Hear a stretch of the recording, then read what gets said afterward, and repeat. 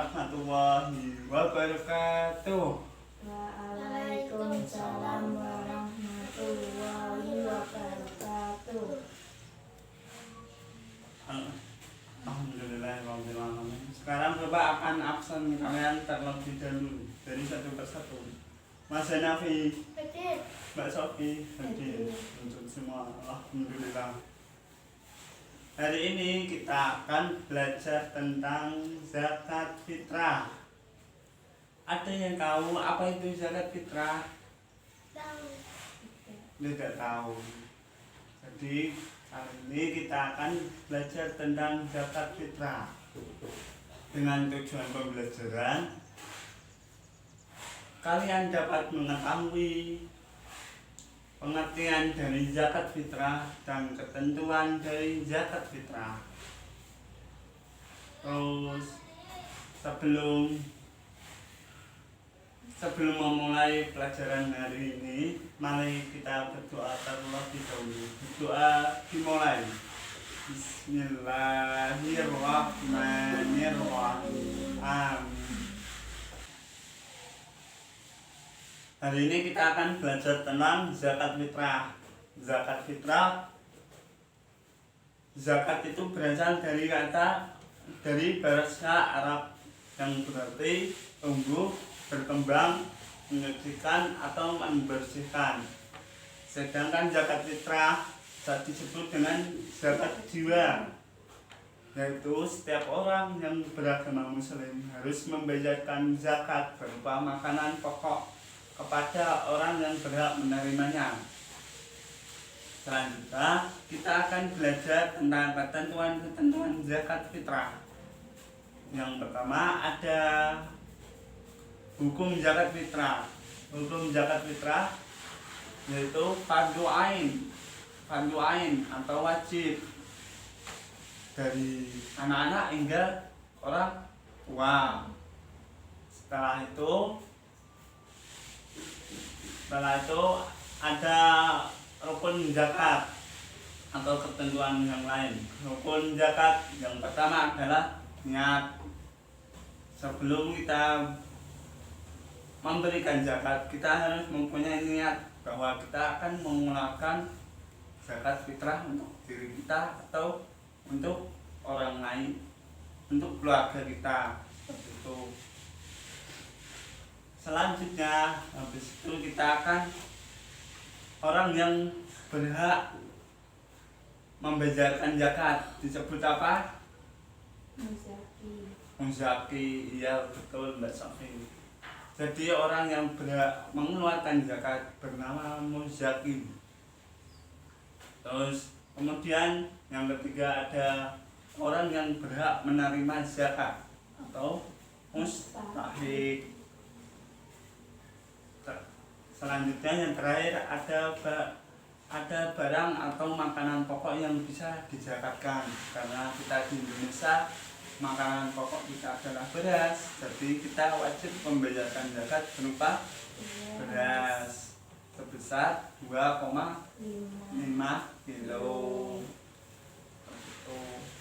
Selanjutnya waktu pelaksanaan zakat fitrah. Ada yang tahu waktu pelaksanaan zakat fitrah? Mas Hanafi tahu enggak? Apa? Awal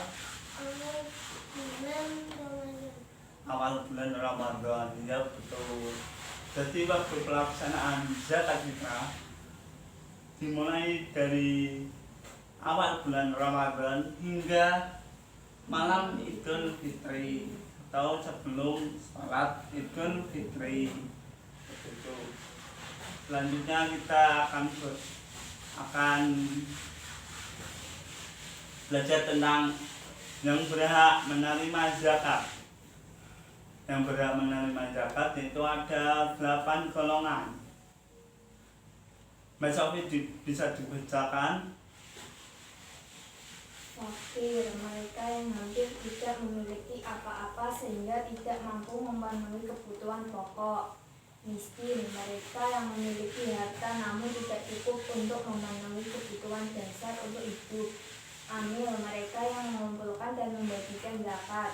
Mu'alaf, mereka yang baru masuk Islam dan membutuhkan bantuan untuk menyesuaikan diri dengan keadaan barunya. Setelah itu Mas Hanafi dibacakan.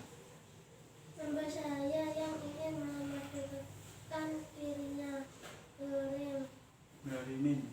mereka yang berusaha untuk mengumpulkan makanan dan sesekali untuk memenuhinya.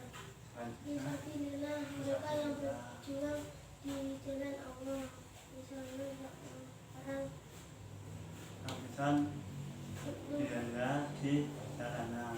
musafir, mereka yang kehabisan biaya di perjalanan. Ya, itu 8 golongan yang berhak menerima zakat. Ada fakir tidak memiliki apa-apa, mungkin tidak memiliki rumah, hidupnya gelandangan di jalanan atau gimana, itu bisa. Kemudian ada miskin itu memiliki harta namun tidak cukup untuk memenuhi kebutuhan dasar hidupnya. Jadi dia memiliki harta seperti misal rumah, tapi rumahnya rumah buduk atau gimana, dia hidup sebatang kara. Jadi dia termasuk golongan yang berhak menerima zakat. Kemudian ada amil. Amil adalah orang yang mengumpulkan atau membagikan zakat atau panitia zakat, seperti itu, atau katakanlah semacam itu. Kemudian ada mu'alaf. Mu'alaf adalah orang baru yang masuk Islam. Jadi orang non muslim masuk Islam itu disebut mu'alaf. Jadi dia membutuhkan bantuan untuk menyesuaikan diri sebelum dia benar-benar menjalankan sebagai umat Islam. Kemudian ada hamba saya yaitu ingin memerdekakan dirinya sendiri. Jadi dia mungkin dia babu atau gimana, atau dulunya kerja di orang, nah dia mau merdeka sendiri, atau dia ingin hidup mandiri, semacam itu. Kemudian ada gharim adalah yang berhutang. Jadi orang mungkin orang nggak punya, dia berhutang kepada bank untuk pendidikan anaknya, untuk menyekolahkan anaknya, tapi dia tidak bisa membayar, dia masuk ke dalam golongan gharim. Kemudian fisabilillah mereka yang berjuang di jalan Allah. Jadi dia entah itu bekerja atau sekolah atau dalam hal perang, itu bisa disebut fisabilillah. Jadi berhak menerima zakat fitrah. Kemudian ada ibnu sabil yaitu mereka yang kehabisan biaya di perjalanan. Mungkin dia dalam perjalanan dia bawa uang seadanya, terus kemudian dia di tengah-tengah perjalanan uangnya habis atau kerampokan atau gimana, itu bisa masuk ke dalam golongan ibnu sabil. Kemudian kita akan belajar manfaat zakat. Manfaat zakat dari segi agama yaitu menjalankan salah satu dari rukun Islam yang mengantarkan seseorang hamba kepada kebahagiaan dan keselamatan dunia dan akhirat. Kemudian ada merupakan sarana bagi hamba untuk takarub atau mendekatkan diri kepada Allah. Kemudian ada pembayaran zakat akan mendapatkan pahala besar yang berlipat. Itulah manfaat dari zakat dari segi agama. Kemudian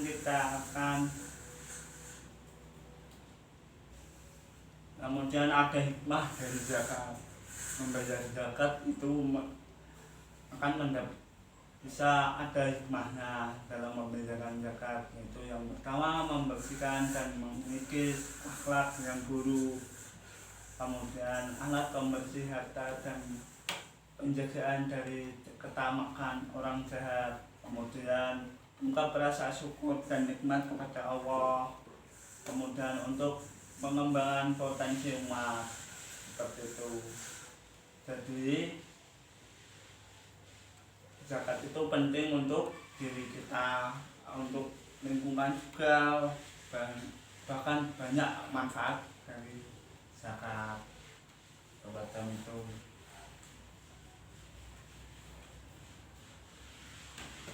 Kurang lebihnya mohon maaf karena waktu pelajaran kita sudah habis. Jadi ada yang mau menyimpulkan dari materi yang sudah kita pelajari hari ini? Ada? Tidak. Ya, tidak ada. Ya udah, kita simpulkan bareng-bareng. Kita hari ini belajar tentang apa? Zakat. Zakat apa? Zakat fitrah. Zakat fitrah itu termasuk rukun Islam yang keberapa? 4. Terus tadi waktu pembayaran zakat fitrah kapan? Awal bulan Ramadan. Sampai Malam Idul Fitri. malam Idul Fitri. Kemudian ketentuannya apa saja rukunnya? Yang pertama, ya, yang kedua harus ada muzaki atau orang yang membayar zakat. Kemudian ada mustahik. Mustahik apa Mas Hanafi? Orang yang menerima zakat. Orang yang menerima zakat. Kemudian yang terakhir ada apa? Barang yang akan dizakatkan. Baiklah, pertemuan kita sudah habis. Bapak mari kita ucapkan hamdalah bersama-sama. Alhamdulillahirabbil alamin. Wassalamualaikum warahmatullahi wabarakatuh. Waalaikumsalam warahmatullahi wabarakatuh.